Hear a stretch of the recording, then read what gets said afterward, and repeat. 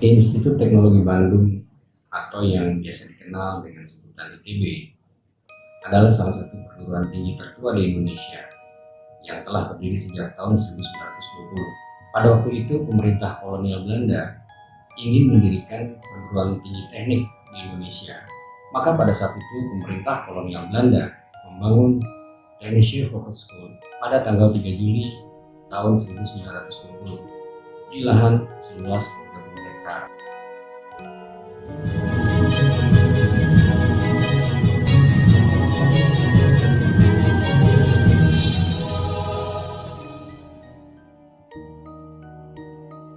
Pada waktu itu di TH atau Technische Hogeschool hanya ada satu fakultas yang disebut The Fakultät van Technische Wetenschap dan hanya ada satu jurusan. Tujuan pendirian perguruan teknik ini pada saat itu adalah untuk memenuhi kebutuhan teknik yang sangat terbatas pada masa itu akibat pecahnya Perang Dunia Pertama. Maka pada tahun 1920 hingga tahun 1921 terdaftar 28 mahasiswa TH dan hanya 2 orang Indonesia yang mengikuti kuliah Technische Hogeschool tersebut. Pada dies ke-6, yaitu pada tahun 1926, dari 22 kandidat insinyur ada 4 orang Indonesia. Saat itulah pertama kali TH menghasilkan insinyur yang berkebangsaan Indonesia, salah satunya adalah Presiden kita yang pertama, Insinyur Soekarno. Kemudian pada saat pendudukan Jepang tahun 1944 hingga 1945, TH berubah nama menjadi Bandung Kogyo Daigaku dan berubah kembali menjadi STT atau Sekolah Tinggi Teknik Bandung. Pada tanggal 21 Juni tahun 1946 terjadi lagi perubahan nama menjadi Universiteit van Indonesia di bawah kendali NIKA dengan Fakulteit van Technische Wetenschap dan Fakulteit van Exacte Wetenschap yang berdiri kemudian. Setelah itu tahun 1950 hingga tahun 1959 menjadi bagian Universitas Indonesia untuk Fakultas Teknik dan Fakultas Ilmu Pasti dan Ilmu Alam. Kemudian pada tanggal 2 Maret 1959 pemerintah Indonesia akhirnya meresmikan sekolah tersebut menjadi Institut Teknologi Bandung. Tentunya dinamika terjadi setelah itu dari tahun ke tahun sehingga akhirnya berdirilah Institut Teknologi Bandung seperti yang bisa kita lihat sekarang. Dalam episode kali ini kita akan melihat mengenai bangunan dari Institut Teknologi Bandung ini yang memang mempunyai ciri khas yang sangat unik karena bangunan ini adalah hasil perpaduan antara gaya-gaya Eropa dengan kearifan lokal. Secara umum, gedung tersebut merupakan modernisasi dari bangunan Sunda yang disebut Julangapak dan perpaduan arsitektur atap yang disebut Cagak Gunting. Sampai saat ini, Institut Teknologi Bandung dianggap sebagai salah satu bangunan arsitektur terbaik di Indonesia. Tentunya kita harus melihat ke belakang apa yang menjadi landasan pemikiran pembangunan gedung ITB tersebut. Pada tahun 1917, pemerintah Belanda memberikan hadiah untuk pembangunan kampus teknik di Indonesia atau di Hindia Belanda. Bangunan utama dari bangunan Institut Teknologi Bandung ini adalah Aula Barat dan Aula Timur yang dirancang oleh Insinyur Henry Claire Owen. Sebetulnya bangunan itu adalah eksperimen arsitek yang memadukan antara langgam arsitektur tradisional dengan kemajuan konstruksi teknologi modern. Kemudian langgam ini dikenal dengan langgam Indisch.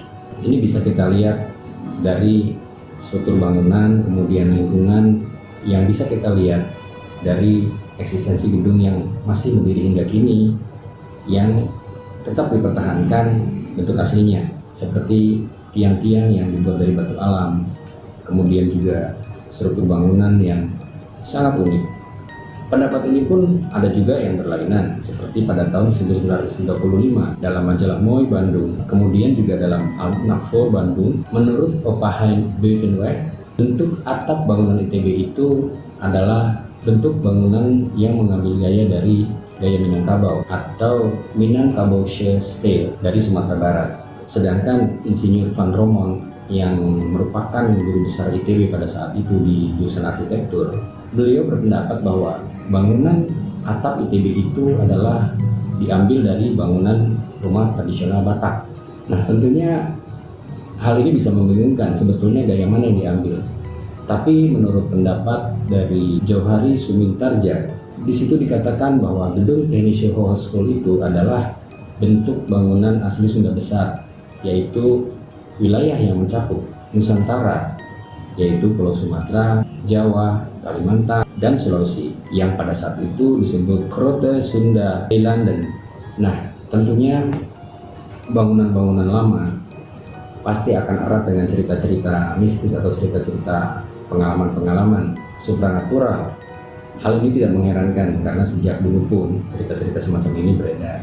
Kebetulan saya salah satu alumni dari ITB, ayah saya pun juga alumni ITB dan paman saya pun alumni ITB. Jadi cerita itu terus bergulir dari masa ke masa. Kebetulan ayah saya angkatan 50-an.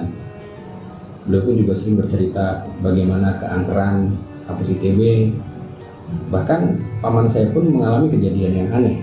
Ketika itu paman saya sedang bekerja di lantai 3 gedung arsitektur sekarang, disebutnya ruang gambar pada saat itu. Paman saya bersama temannya memesan sekoteng di lantai bawah, di bawah sebuah pohon besar. Kemudian dari atas paman saya bilang, "Mang, 2," katanya gitu, pesan 2. Nah, lama kemudian tukang sekoteng itu naik ke atas membawa 3 buah gelas. Paman saya bingung, kok 3? Kan tadi saya pesan 2. Kemudian tukang sekoteng itu bilang, "Den, tadi ada bapak-bapak Belanda di atas pesan 1. Jadi bapak-bapak itu ada seruangan sama Aden dan temannya, berarti pesan 3. Tentu paman saya bingung, padahal dia pesan 2, kok jadi 3? Nah, kejadian itu pun terus berlangsung hingga tahun 70-an, 80-an, kemudian tahun-tahun 90 ketika saya masuk di situ tahun 89, terjadi pembangunan waktu itu, perubahan besar dalam struktur bangunan di dalam, karena bangunan utama di depan itu tetap dipertahankan, tapi ditambah lagi kampus gedung baru sehingga pola di situ pun berubah. Tapi tahun kedua, ketika tahun 90-an saya masih merasakan di bangunan yang lama, itu pun ada kejadian yang aneh. Ketika waktu itu saya kan biasa, kalau mahasiswa itu kan suka kerja malam biasanya kan. Nah, kami bertiga, saya dan satu teman saya memutuskan untuk pulang.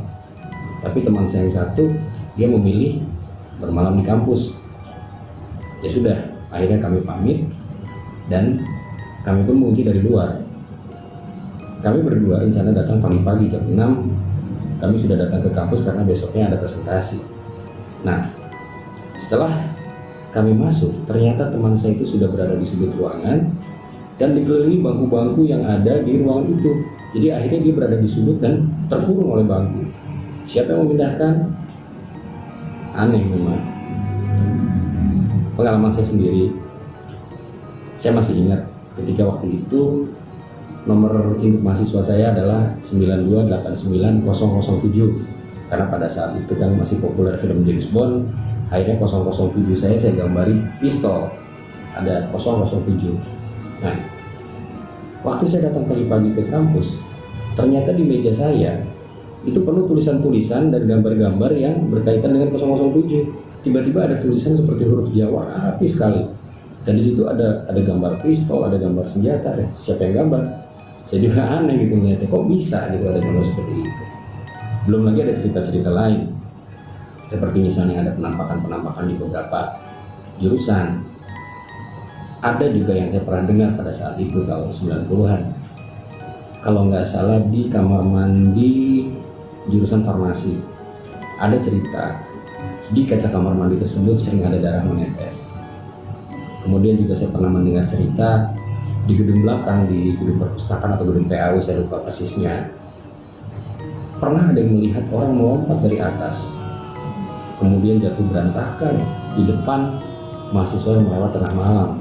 Karena kerja malam itu sudah biasa kami lakukan sejak pada saat itu, karena setelah itu muncul peraturan tidak boleh lagi kerja malam di kampus. Nah, dulu kami pun sering makan di kampus belakang di Jalan Taman Sari, yang notabene jalan itu juga disebut jalan yang angker. Nah, Di belakang itu ada sebuah warung mie instan yang cukup populer pada saat itu, yang hampir sebagian besar mahasiswa ITB pada masa sekitar tahun 90-an itu sering makan di sana pada saat dini hari, antara jam 2 sampai jam 4 pagi. Dan kami menyebut kelompok itu adalah ICMI, Ikatan Cendekiawan Makan Indomie. Ya, itu mungkin gurauan, tapi ya itu cukup berkesan. Sampai sekarang saya pun masih ingat gitu bagaimana suasana kehidupan mahasiswa yang sering begadang malam dan ya sering mendengar cerita-cerita seperti itu. Nah, ada juga di jurusan astronomi. Mungkin kita semua tahu di daerah Lembang itu ada terowongan bintang yang besar disebut Boscha. Nah, menurut pengalaman beberapa teman-teman yang dari astronomi sering bercerita, ada penampakan Tuan Boscha yang sering mondar-mandir di kebun kuliah astronomi. Ya, kabarnya juga di rumah beliau pun di daerah Pangalengan itu pun sering ada penampakan Tuan Boscha ini dan suara piano lagu favoritnya. Nah, itu entah benar atau tidak, tapi pada saat itu pun saya masih berpikir sebagai mahasiswa, apa itu yang disebut residual energy? Karena pada saat itu pun ada film yang cukup terkenal di TV, itu X-Files. Dan apa yang dilakukan oleh para agen FBI itu ketika menyelidiki sebuah crime scene atau sebuah TKP, tempat kejadian perkara pembunuhan, itu menggunakan sebuah alat yang bisa menangkap residual energi, yaitu menangkap thermal tubuh orang pada saat kejadian itu, sehingga pada saat waktu yang mungkin frekuensi sama ataupun saat berlangsung muncul kembali imaji tersebut sehingga tampaklah seperti penampakan. Tapi entahlah apakah itu betul dari fenomena itu atau memang ada makhluk. Ya, saya rasa itu kembali kepada kita masing-masing mau percaya atau tidak. Tapi yang paling penting adalah jangan sekali-kali meninggalkan sejarah, karena melindungi masa lalu menyelamatkan masa depan. Saya Rudi Rahadian, sampai bertemu di kisah yang lain.